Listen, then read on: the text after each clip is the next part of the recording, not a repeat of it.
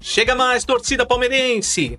O Verdão entra em campo nesta quarta-feira para enfrentar o Cerro Porteño pela segunda rodada da fase de grupos da Conmebol Libertadores 2025 no Allianz Parque, às 21h30.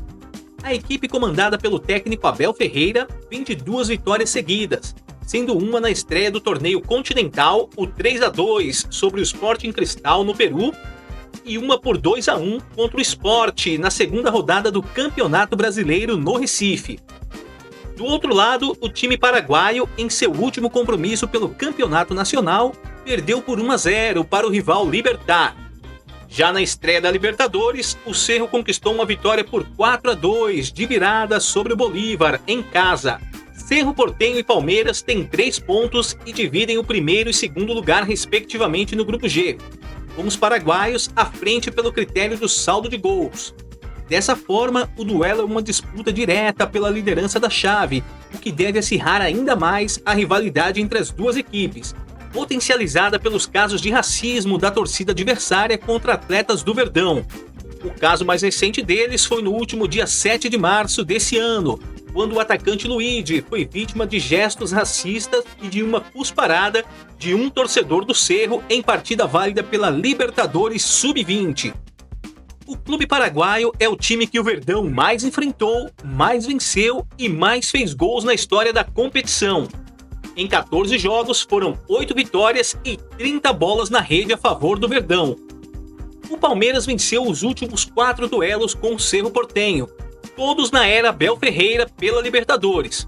Foram 13 gols marcados e apenas 1 sofrido nos confrontos válidos pelas oitavas de final da Libertadores 2022 e pela fase de grupos de 2023.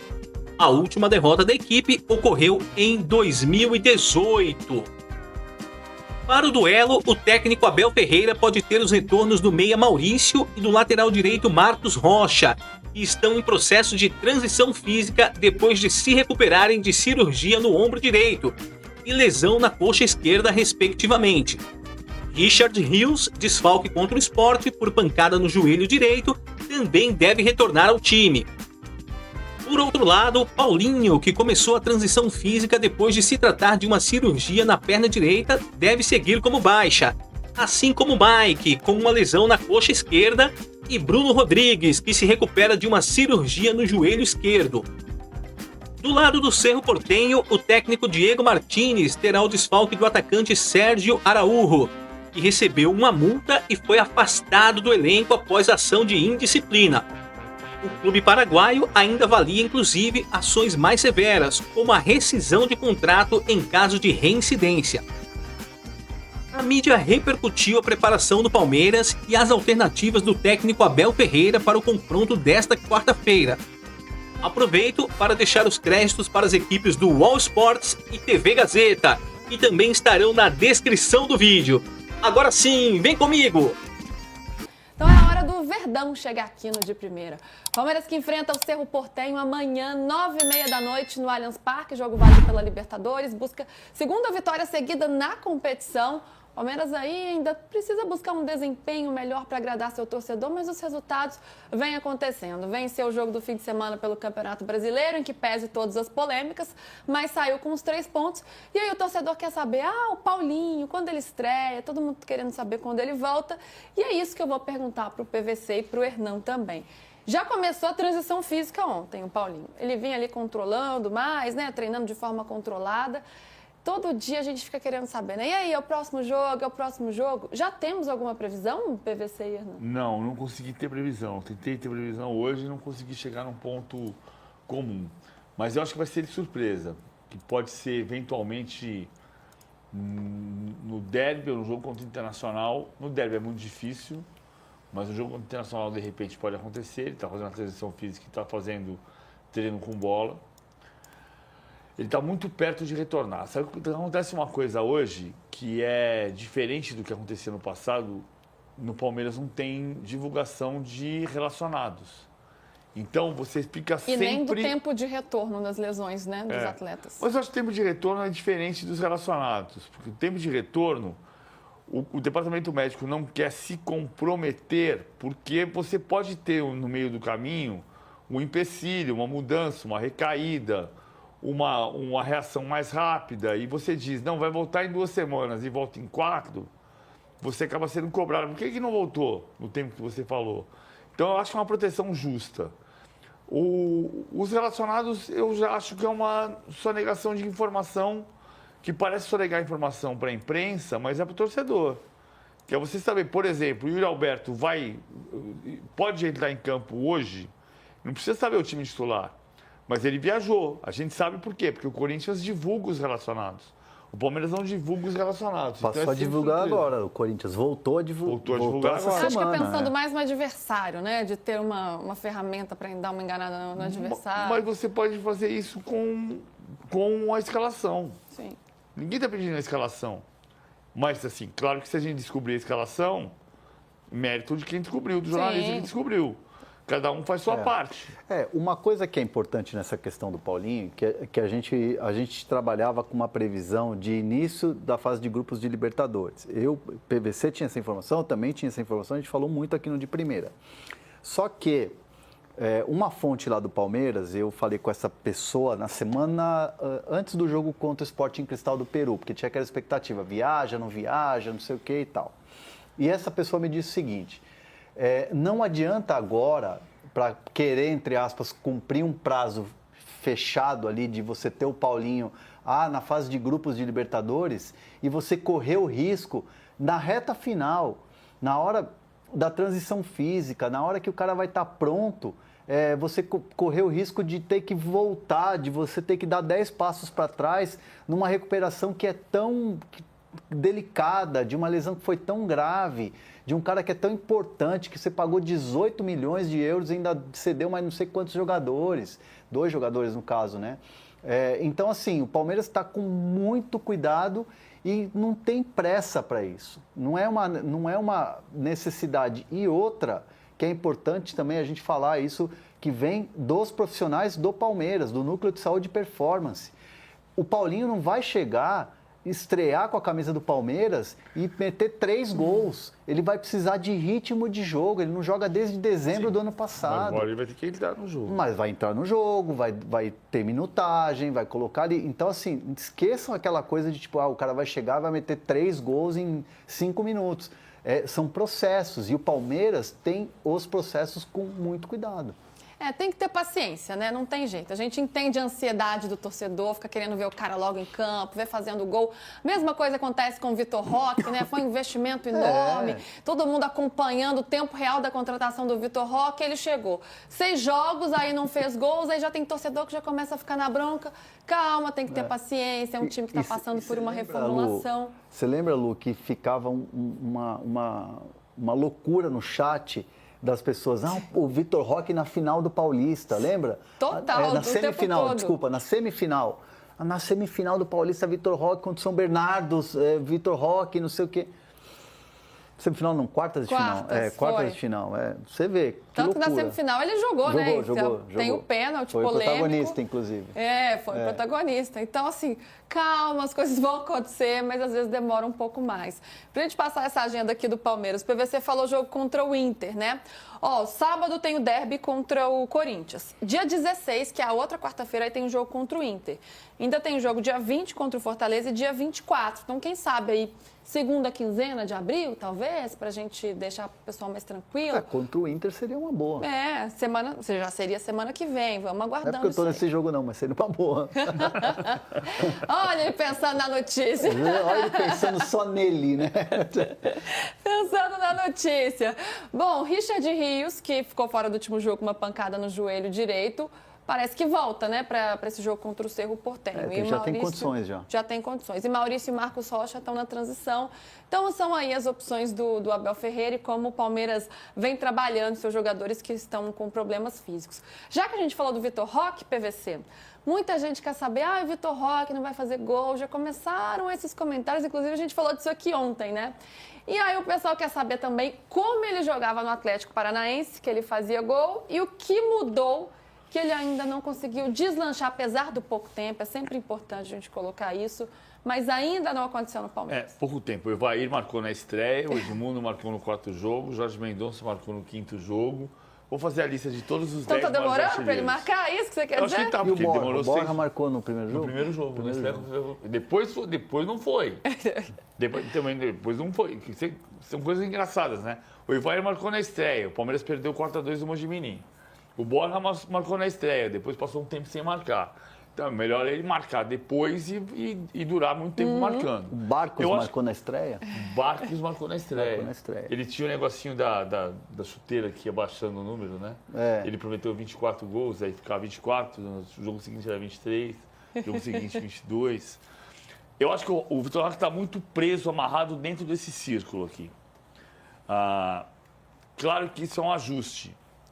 O Palmeiras está jogando, quando sai para o jogo, essa formação parecida com a do jogo... Parecida não, igualzinha do jogo contra o Sporting Cristal, em que jogou Bruno Fux de lateral direito, defendendo como lateral e construindo como terceiro zagueiro, e o Emi Martínez como 5, como disse o Abel. O Lucas Evangelista como 8, descendo para se juntar aos 5 homens que chegam na última linha de frente. Então o Estevão pela direita, o Piquerez pela esquerda. O Veiga não jogou lá, foi o Felipe Anderson. Eu coloquei o Veiga aqui. E o Facundo Torres por ali. E aí o Vitor Roque está muito dentro desse círculo. Está muito preso aqui. Ele sai, ele escapa, ele cai para a ponta esquerda, mas ele precisa mais disso.